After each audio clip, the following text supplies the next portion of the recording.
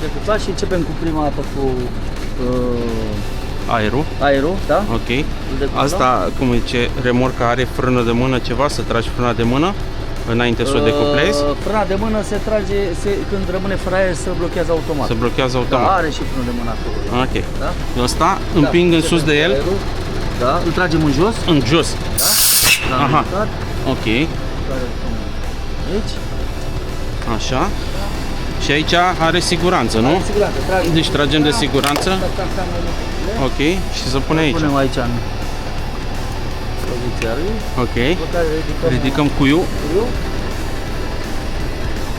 Aha. Gata. S-a ridicat? Nu s-a ridicat. Dacă nu se ridică, înseamnă că el s-a blocat. Ok. Trebuie să băgăm din nou aerul, da? Aha. Am ridicat. Aha, am după care înțeles. iau ea înapoi. Am înțeles. Am blocat remorca. Ok. Deci s-a proptit în... s-a proptit în...